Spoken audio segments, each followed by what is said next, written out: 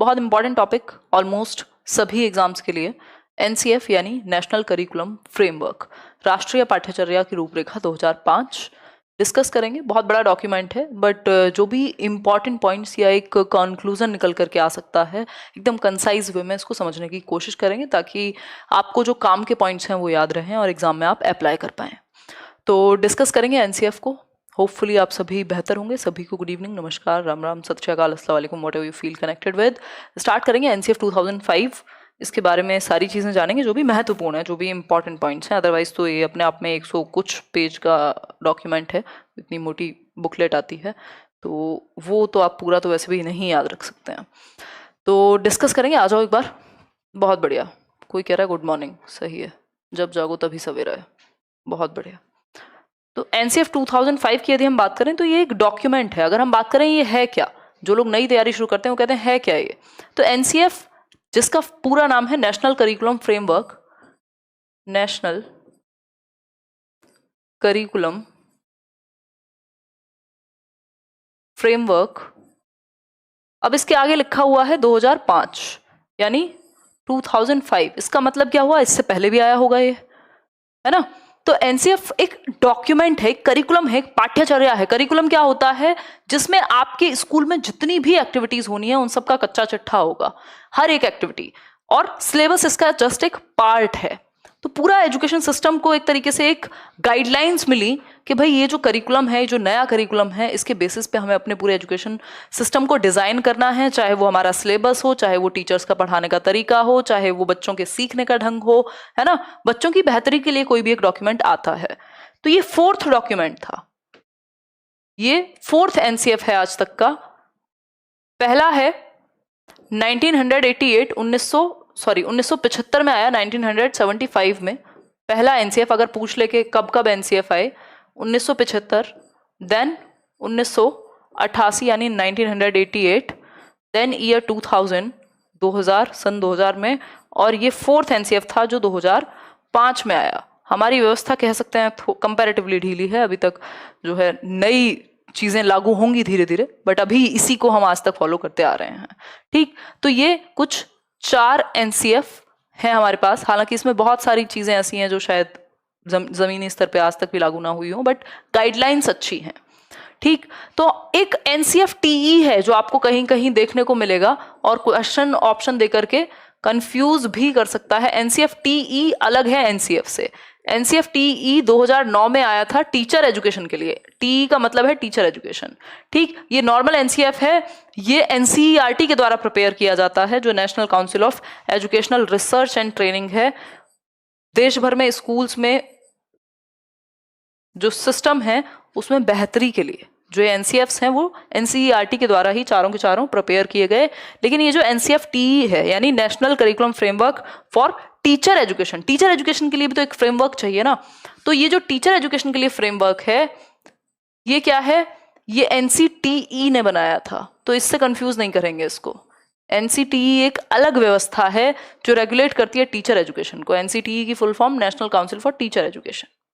ठीक है बात, तो ये अलग है। यहाँ पे हम बात कर रहे हैं नॉर्मल स्कूल वाले करिकुलम की, जो बच्चों के लिए है, टीचर्स के लिए है, लेकिन ये सिर्फ टीचर्स के लिए था एनसीएफ टीई। इसकी चर्चा कभी और करेंगे।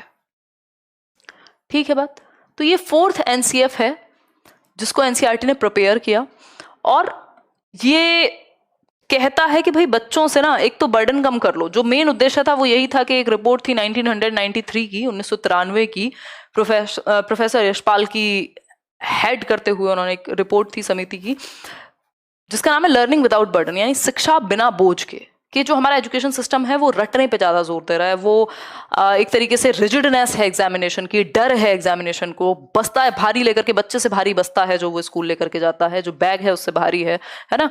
तो वो बर्डन को कम किया जाए, शिक्षा बिना बोझ के। ये एक रिपोर्ट थी कमेटी की जिसपे इसको पूरा आधार बना करके डिजाइन किया गया। एक बार मैं देख लेती हूँ ये ठीक से चल रहा है कि नहीं, है ना। एक नया टाइम टेबल कह लीजिए आप लेट्स लर्न के लिए जल्दी ही आपके सामने प्रस्तुत होगा। कुछ परिवर्तन करेंगे हम लोग, ठीक चल रही हैं चीजें, चलिए बहुत बढ़िया।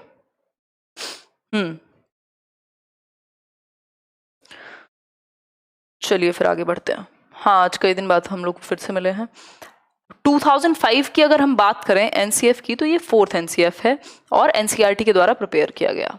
ठीक, जो नेशनल फोकस ग्रुप्स बनाए गए, कुछ नेशनल फोकस ग्रुप्स बनाए गए,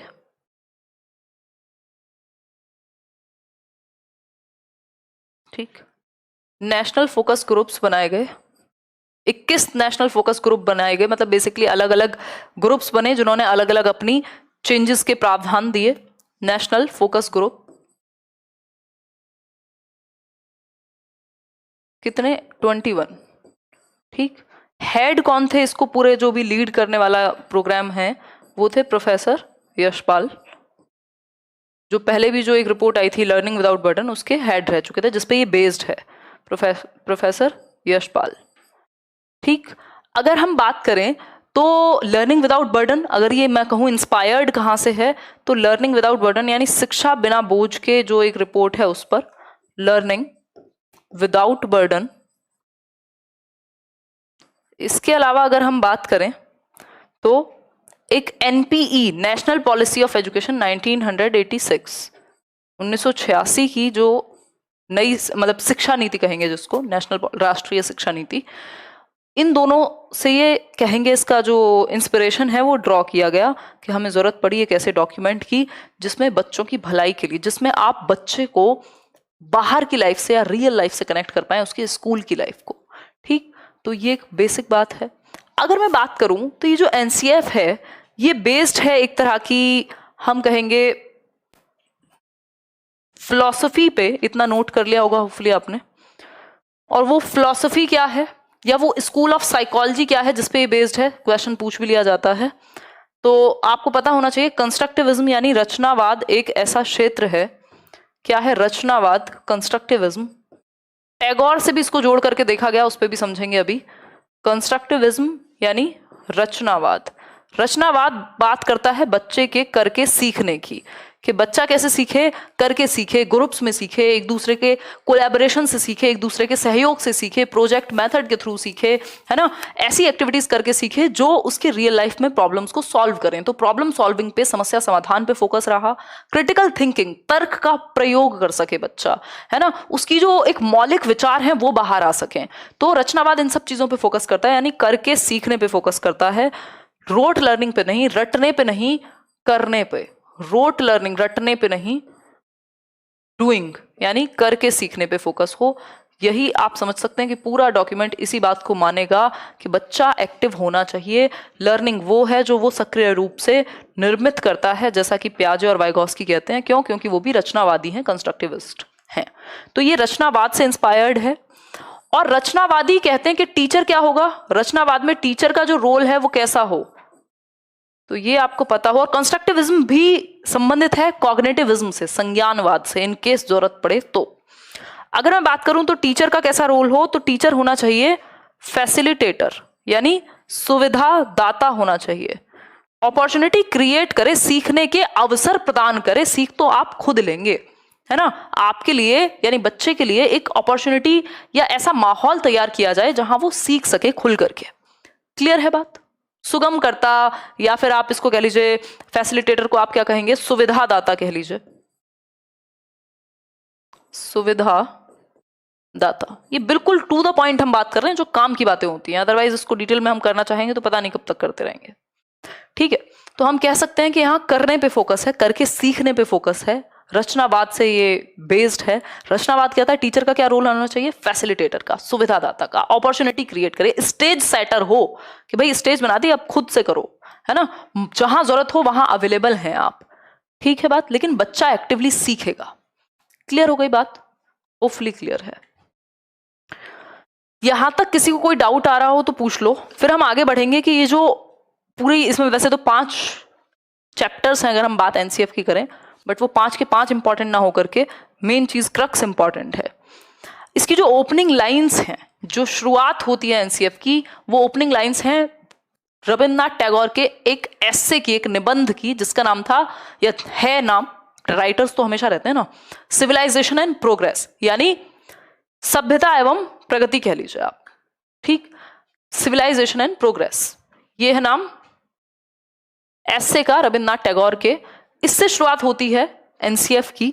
और इसमें कहा क्या गया, क्यों इसको यूज कर रहे हैं, सिविलाइजेशन एंड प्रोग्रेस को, सभ्यता और प्रगति को, क्यों क्यों क्योंकि टैगोर कह रहे हैं कि दो चीजें बहुत इंपॉर्टेंट हैं बच्चे के लिए, चाइल्डहुड के की एलिमेंट्स हैं एक तरीके से। क्या, एक तो है क्रिएटिव, जिसका एक अपने आप में ही मतलब क्या कह सकते हैं हम, क्रिएटिव स्पिरिट यानी रचनात्मकता, कुछ नया करना, बच्चे का बचपन के गुण हैं एक तरीके से। और दूसरी एक चीज है जेनरस जॉय, मतलब खुशी, एक्सप्रेशन कर पाए, वो अपने आप को एक्सप्रेस कर पाए, वो जो हैप्पीनेस है जो उसके अंदर का एक आर्टिस्ट है वो बाहर ला पाए। तो क्रिएटिव स्पिरिट प्लस क्या है, जेनरस जॉय, मतलब बच्चा खेल खेल में सीखे, बोझ मत बनाइए शिक्षा को, लर्निंग विदाउट बर्डन, लर्निंग बेहतरी के लिए हो, डर के लिए ना हो। तो क्रिएटिव स्पिरिट और जेनरस जॉय क्या है, टू की एलिमेंट्स हैं बचपन के, चाइल्डहुड के, टू की एलिमेंट्स ऑफ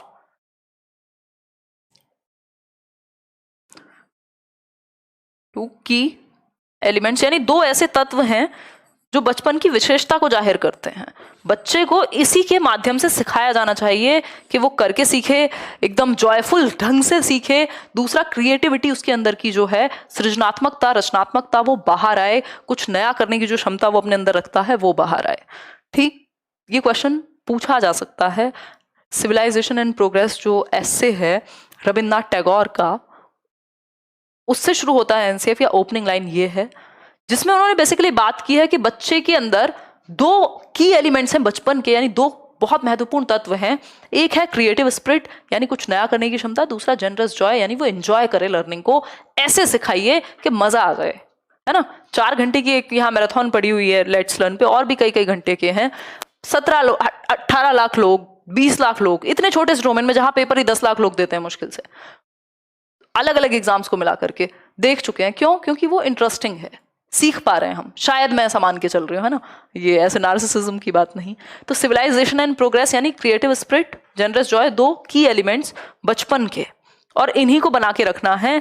इन शॉर्ट अगर मैं कहूं, आपको बच्चे को और खुद को बाहर की दुनिया से या रियल लाइफ से जोड़ना है, उनको रटवाना नहीं है।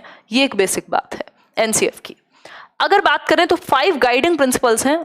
कभी भी आप एनसीएफ के क्वेश्चन में पढ़ें, फंसें, तो याद रखिएगा एग्जाम में कि ये 5 गाइडिंग प्रिंसिपल्स जो ये मुख्य निर्देश हैं किसके, एनसीएफ के, 5 गाइडिंग प्रिंसिपल्स ऑफ एनसीएफ, ये आपको बचा लेंगे यदि आप इनको ठीक से समझ पाए होंगे तो। प्रिंसिपल्स ऑफ एनसीएफ मतलब ये मुख्य निर्देश हैं 5, वैसे तो बहुत सारे निर्देश हैं, मुख्य निर्देश हैं 5 पूरे एजुकेशन सिस्टम के लिए, बच्चे के लिए, सीखने के लिए। ठीक है बात। अगर मैं बात करूं तो इसमें बात हुई है कि भाई रटने से दूर लेकर के जाओ, रियल लाइफ से जोड़ो, फ्लेक्सिबिलिटी लाओ अपने एग्जामिनेशन सिस्टम में, डर ना बैठे बच्चे के मन में। टाइम टेबल भी इवन जो स्कूल का है उसको भी इतना रिजिड मत रखो, चेंजेस की संभावना रखो। ठीक, इसके अलावा हम कह सकते हैं जो आपका रोड मेथड्स हैं उनको परिवर्तन लाइए, जो बुक्स हैं उनको रियल लाइफ से जोड़िए। ये कुछ 5 आपके गाइडिंग प्रिंसिपल्स हैं। फिर एक बच्चा जो निकले स्कूल से वो सिर्फ साक्षर ना निकले, वो उसके अंदर एक नेशनल आइडेंटिटी हो, वो नेशनल बिलीफ्स या वैल्यू करता हो, अपने राष्ट्र को एक डेमोक्रेटिक कंट्री का एक हिस्सा बन करके निकले। ठीक है बात, समझते हैं एक बार एक एक करके इन 5 के 5 गाइडिंग प्रिंसिपल्स को समझते हैं। ये आपको बचाने का काम करते हैं, सेवियर का काम करते हैं। जब आप एनसीएफ के क्वेश्चन में फंसते हैं तो सबसे ज्यादा हेल्प यही करेंगे। ठीक, समझेंगे एक बार। पानी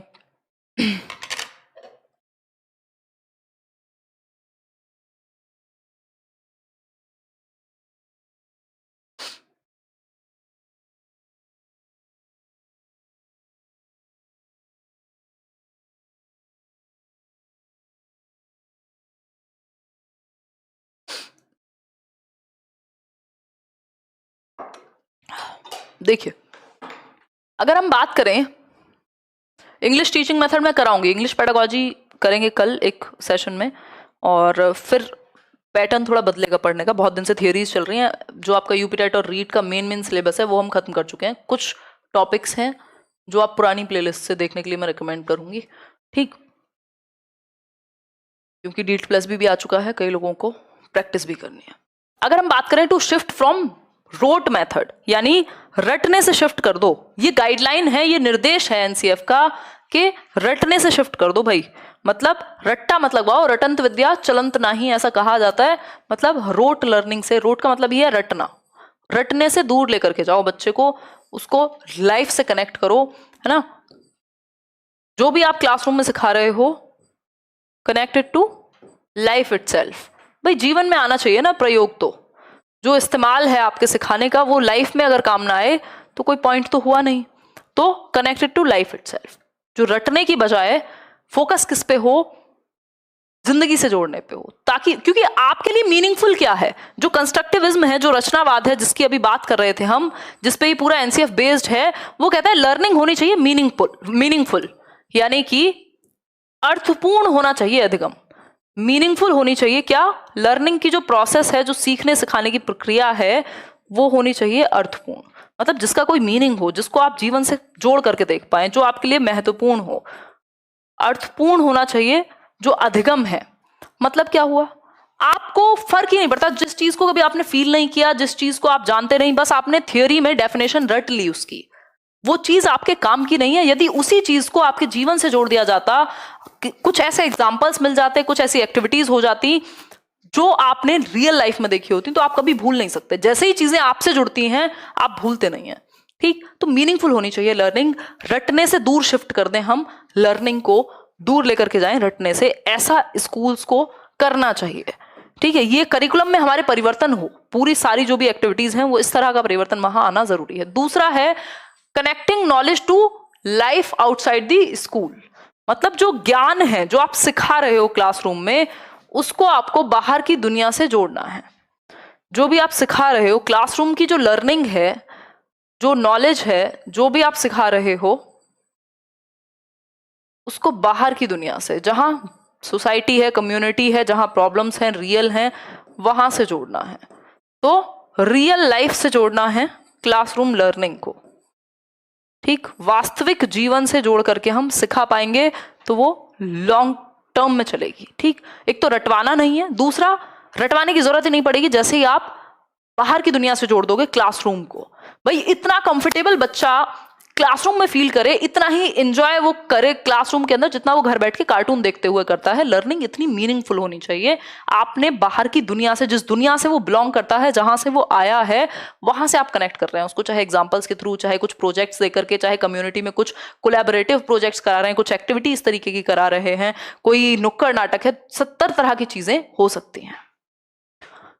आगे बढ़ेंगे, थर्ड जो आपकी गाइडलाइन है, थर्ड गाइडलाइन है examination should be more flexible, यानी लचीला हो। जो एग्जामिनेशन सिस्टम है वो लचीला होना चाहिए, रिजिड नहीं होना चाहिए, है ना। तो अभी तभी आप देख रहे हैं कि ये सीसी को बेसिकली रिकमेंड करते हैं, एक तरीके से सीसी की वकालत करते हैं एक तरीके से, जो कॉन्टिन्यूअस एंड कॉम्प्रिहेंसिव इवैल्यूएशन है। यानी बच्चे को आप ऑलमोस्ट हर एक ढंग से होलिस्टिक वे में जांच पाओ, उसका सर्वांगीण विकास हो पा रहा है एजुकेशन से या नहीं, ये आप जांच पाओ। होलिस्टिक का मतलब है सर्वांगीण, यानी सिर्फ दिमाग से रिलेटेड या सिर्फ पेन पेपर से रिलेटेड नहीं, आप उसके शारीरिक विकास पे भी फोकस कर रहे हैं, उसके मानसिक विकास पे भी फोकस कर रहे हैं, उसके सामाजिक विकास पे भी फोकस कर रहे हैं, और उसके सामवेगिक यानी इमोशनल डेवलपमेंट पे भी फोकस कर रहे हैं। बेसिकली हम मेन जो डोमेन है उसके डेवलपमेंट के, वो 4 डोमेन पढ़ते हैं।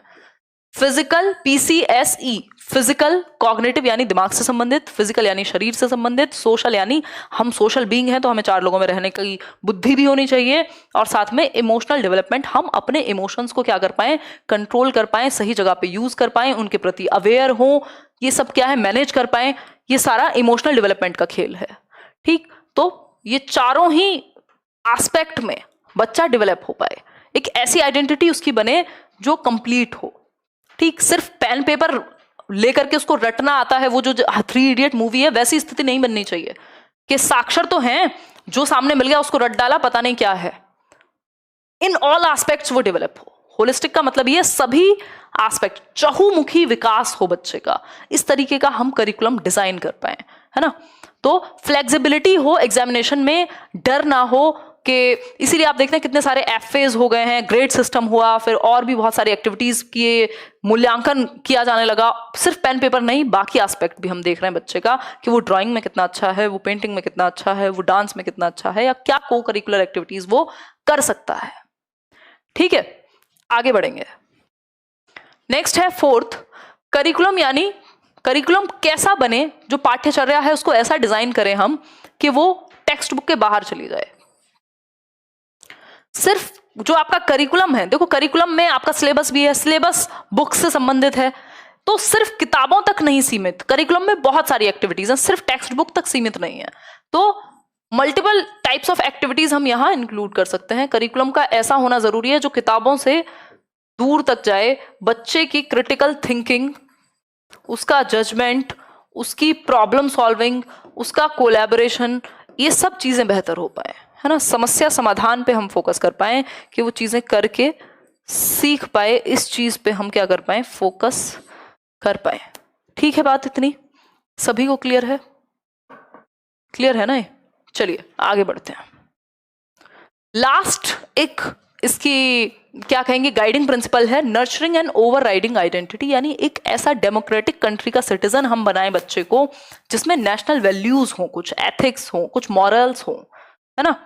तो नेशनल वैल्यूज या बिलीफ्स के साथ वो आगे बढ़े, उसमें नेशनल वैल्यूज भी डेवलप हो, डेमोक्रेटिक वैल्यूज भी डेवलप हो, सबकी बात को सुन सके, समझ सके, सिर्फ अपनी अपनी ना गाए, है ना। एक ऐसी आइडेंटिटी उसकी क्रिएट हो कि वो सामंजस्य स्थापित करे अपने आसपास भी और देश के लिए भी कुछ बेहतर कर पाए। ठीक, तो ये एक बेसिक बात हुई। ये 5 गाइडिंग प्रिंसिपल्स हैं। यदि आपने इन 5 गाइडिंग प्रिंसिपल्स का ध्यान रखा, आपका क्वेश्चन एनसीएफ से रिलेटेड गलत हो नहीं सकता। क्यों? क्योंकि आपको पता है घुमा फिरा के आपको ले जाना है बच्चे को रोट लर्निंग से दूर, रटने से दूर लेके जाना है ना। ऐसे लेके चलना है, किससे? रटने से दूर। ऐसे गाने याद आ जाते हैं मेरे को दिमाग में लाइंस बोलते हुए। फिर दूसरी एक चीज है, फ्लेक्सिबिलिटी लानी है एग्जामिनेशन सिस्टम में। करिकुलम को किताबों से दूर लेके जाना है, अगेन दूर, गलत गलत चीजों को सबको दूर। ठीक, बिना बर्डन के सिखाएंगे आप। क्लियर है बात? बिल्कुल। अब बात आती है लर्निंग एंड नॉलेज की। यहां एनसीएफ में बात हो रही है कि सिर्फ जो अधिगम है, लर्निंग ऐसी मत कराइए कि वो सिर्फ इंफॉर्मेशन बन जाए, वो ज्ञान बने। अब ज्ञान और इंफॉर्मेशन और नॉलेज में अंतर है। सिर्फ इंफॉर्मेशन को हम ये नहीं मान सकते कि बहुत नॉलेजेबल है। इंफॉर्मेशन गूगल पे भी बहुत है, कितना आप समझ पा रहे हैं उस चीज से। ठीक, मतलब अगर समझ पाए तो बहुत अच्छा है, लेकिन नॉलेज का मतलब सिर्फ मियर इंफॉर्मेशन नहीं है। उसको यदि हम कनेक्ट कर पाए लाइफ से तो वो इंफॉर्मेशन नॉलेज बन पाएगी। तो हम बेहतर तरीके से एक होलिस्टिक अप्रोच के साथ नॉलेज को क्रिएट करा पाए क्लासरूम में, होलिस्टिक अप्रोच रख करके एक सब्जेक्ट से दूसरे सब्जेक्ट को या किताबी चीजों को लाइफ से कनेक्ट कर पाए। अगेन वही बात है, इंटीग्रेटेड अप्रोच अपना पाए। इंटीग्रेटेड अप्रोच अपना पाए यानी एकीकृत उपागम। इसका मतलब क्या हुआ कि जो सब्जेक्ट की बाउंड्रीज हैं वो क्या हो पाए, मर्ज हो पाए एक तरीके से। ऐसे बहुत सारे टॉपिक है, जब आप लैंग्वेज पढ़ रहे हैं तो आप हिस्ट्री के बारे में भी जान ले रहे हैं। कई बार जब आप हिस्ट्री पढ़ रहे होते हैं तो आप कुछ और कॉन्सेप्ट भी जान ले रहे हैं। ठीक, जब आप फिजिक्स पढ़ रहे हैं तो मैथ्स से भी रिलेटेड है वो। मतलब सब्जेक्ट्स को इंटरलिंक करके समझाना इंटीग्रेटेड अप्रोच है। क्लियर बात है?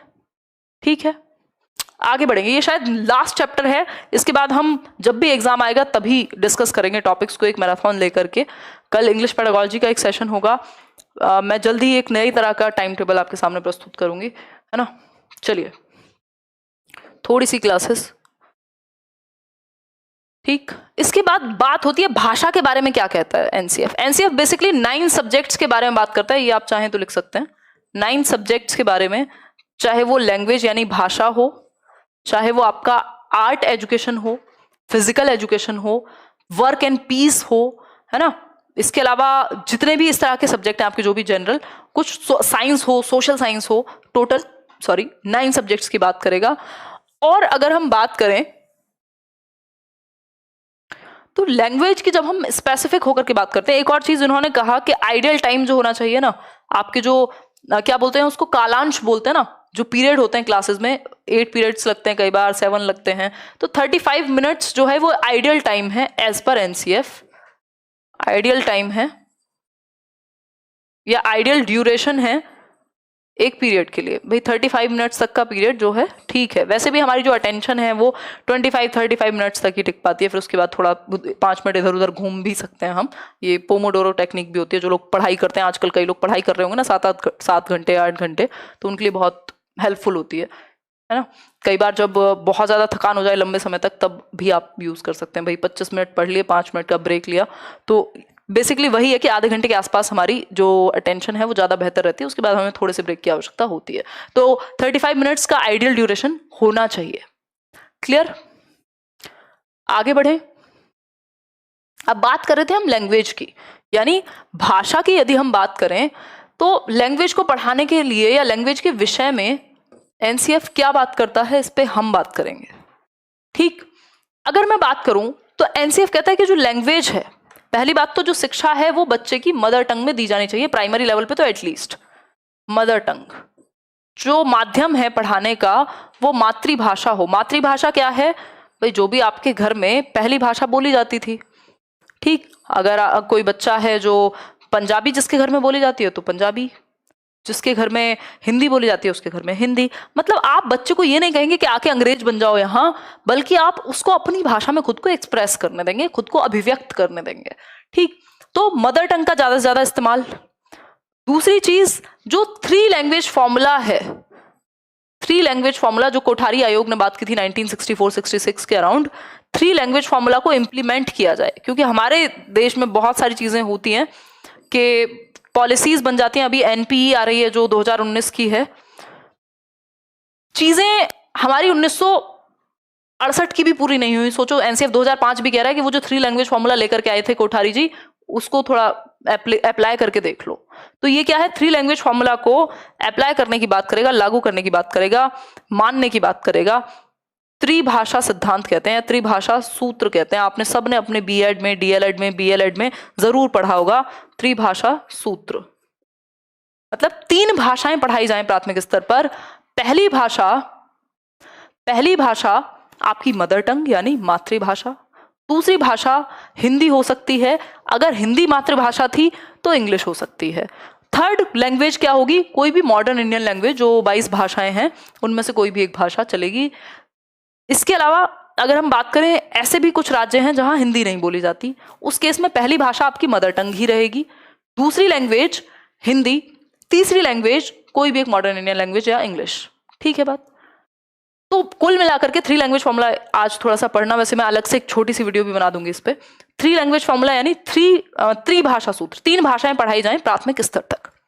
दूसरी बात है, एक एनसीएफ बहुत ज्यादा प्रमोट करता है, होपफुली यहां तक नोट कर लिया होगा सबने। एनसीएफ बहुत ज्यादा प्रमोट करता है किस चीज को? मल्टीलिंगुअलिज्म को, बहुभाषिता। अब ये बहुभाषिता क्या बीमारी है भाई? ये है कि भारत जो है एक विविधताओं का देश है। मल्टीलिंगुअलिज्म किसको प्रमोट करता है? मल्टीलिंगुअलिज्म को, यानी बहुभाषिता को। यानी कई भाषाएं बोलने वाले बच्चे क्लास में होंगे और होना भी चाहिए, और आपको उन्हें सिखाना है। यानी मल्टीपल लैंग्वेजेस यदि क्लासरूम में बोली जाती हैं तो आप उसको करेंगे प्रमोट, है ना? लग रहा है बोर्ड ज्यादा यूज हो गया। ठीक, तो हम कह सकते हैं करियर लेवल पे क्लास का नोटिफिकेशन नहीं मिलता। टाइम तो सेट होता है ना, 7 बजे की क्लास होती है तो उस टाइम आ जाएगा, करो 5-10 मिनट में शुरू हो जाती है। वैसे मैं देख लूंगी। लैंग्वेज यानी उनसे पूछो कॉल कर करके, ध्यान भटकाते हो यार, फ्लो खराब करते हो। देखो, मल्टीलिंगुअलिज्म यानी बहुभाषिकता। बहुभाषिकता, कई मल्टीपल भाषाएं बोलने वाले बच्चे एक क्लास में होंगे और होने चाहिए, क्योंकि भारत विविधताओं का देश है। एक बच्चा पंजाबी बोली जाती होगी उसके घर में, दूसरा बच्चा संस्कृत बोली जा रही है, तीसरा बच्चा है मलयालम बोली जा रही है, मलयाली आई थिंक, मलयालम नहीं, इसके अलावा तमिल, तेलुगु जो भी है। तो अलग अलग भाषाएं बोलने वाले बच्चे हैं, उन सबको आप एक्सेप्ट करेंगे और मल्टीलिंगुअलिज्म को एक रिसोर्स की तरह मानेंगे, एक संसाधन के रूप में लेंगे, ना कि एक प्रॉब्लम के रूप में। तो बच्चे की मातृभाषा को हमें एक्सेप्ट करना है। बच्चा जो भी घर से लेके आए हमें एक्सेप्ट करना होता है, सिंपल फंडा है। ठीक, तो संसाधन के रूप में, एक टूल के रूप में आप यूज करेंगे लैंग्वेज को। इतनी बात सभी को क्लियर है? सीटेट की गाइडेंस की जो बात कर रहे हैं, इस सैटरडे अभी पैटर्न चेंज होने वाला है यूट्यूब का, जो पूरा मैं जिस तरह से आज तक सेशंस लेते आ रही हूँ, बहुत कई साल से ऐसे ही चल रहा है, बहुत थोड़ा सा चेंज होगा। मैं जल्दी डिस्कस करूँगी एक सेशन में कि किस तरह से सेशंस रहेंगे, क्योंकि बीच में आप लोग भी कंफ्यूज हो जाते हैं, कभी क्लास हो रही है कभी नहीं। ठीक, आगे बढ़ेंगे। तो ये सारी बात है कि लैंग्वेज क्या थी, प्रॉब्लम थी, मतलब प्रॉब्लम नहीं बननी चाहिए लैंग्वेज। इसके अलावा अगर मैं बात करूं तो बहुत सारी प्रॉब्लम्स थी जिनको सॉल्व करने की बात की किसने, एनसीएफ ने, कि भाई बच्चों को आप दंड दे रहे हो। ठीक, इसके अलावा अगर हम बात करें तो बच्चा जो है वो डिस्कम्फर्ट में बैठा हुआ है। इसके अलावा अगर हम बात करें तो जो गर्ल्स हैं उनके लिए एक प्रॉपर सिस्टम नहीं है, चाहे वो टॉयलेट से लेकर के किसी भी तरह की चीज़ें हो। आपका जो करिकुलम है या टेक्स्ट बुक्स हैं वो बिल्कुल रोट लर्निंग की बात कर रही हैं। तो अभी आप देखते हैं कि अभी जो लेटेस्ट टेक्स्ट बुक्स हैं कि वो बहुत ही आसान भाषा में लिखी गई हैं, बहुत सारी पिक्चर्स का यूज़ किया गया है, ये सारी चीज़ें हैं। तो एनसीएफ से हमने यही सीखा। अगर मैं बात कहूँ कि आपने सीखा क्या, वैसे तो आप सबका अपना एक अंडरस्टैंडिंग होती है, ऐसे लाइक शेयर कर दिया करो यार, हैं। तो अगर हमने सीखा क्या, कंक्लूजन पे अगर हम आए तो हम कह सकते हैं कि 5 गाइडिंग प्रिंसिपल्स दिए। प्रोफेसर यशपाल इसके हेड थे, जो पूरी कमेटी बनी थी, नेशनल फोकस ग्रुप्स बने थे कुछ 21। आप अभी भी उन पेपर्स को पढ़ सकते हैं जो पोजीशन पेपर्स हैं, नेशनल फोकस ग्रुप्स ने दिए थे एनसीईआरटी की वेबसाइट पे जाके, अगर आप बहुत डिटेल में सीखना चाहते हैं तो। इसके अलावा अगर मैं बात करूं तो ये 4th एनसीएफ था 2005 का, एनसीईआरटी के द्वारा बनाया गया। और एससीईआरटीज और डाइट्स जो होते हैं आपके, state council of educational research और जो district institute of educational research training की जो हम बात करते हैं, डाइट और एससीईआरटीज जो हैं, वो इसको इम्प्लीमेंट कराएं या इसमें परिवर्तन ला पाएं, इस चीज़ को भी फोकस किया गया, इन्वॉल्व किया गया उनको कि इसको इम्प्लीमेंट कराया जाए, जो भी चेंजेस हैं। इसके अलावा पूरे स्कूल एजुकेशन सिस्टम के लिए लगभग 22 भाषाओं में इसको एनसीएफ को क्या किया गया, ट्रांसलेट किया गया। 17 स्टेट यानी जो 17 राज्य हैं भारत में, उनके सिलेबस को इसने अफेक्ट किया, है ना, या इम्पैक्ट डाला, चेंजेस हुए। ठीक, और सीखने पे फोकस हुआ, रटने से फोकस हटाया, फ्लेक्सिबिलिटी आई एग्जाम की, रियल लाइफ से जोड़ने की बात हुई, कितनी सारी बातें हमने की, बहुभाषिता की हमने बात की, ये सब बात इसके अंदर हुई है। इसके अलावा अगर मैं बात करूं, बहुत सारे सब्जेक्ट हैं फिर अलग अलग, बट इंपॉर्टेंट नहीं है वो कि साइंस के लिए क्या कहा, मैथ्स के लिए क्या कहा, वो उन सब्जेक्ट्स की पेडागोजी में चला जाता है। बट ओवरऑल हम कह सकते हैं कि यही सारी बातें की कि लाइफ से हम कनेक्ट कर पाएं। यही मेन बातें हैं जो भी हमने अभी डिस्कस किए हैं, फिर से वही रिपीट करूंगी तो कोई पॉइंट रहेगा नहीं। ठीक, कोई और डाउट हो कमेंट सेक्शन में पूछ लीजिएगा, और बस यही बात है।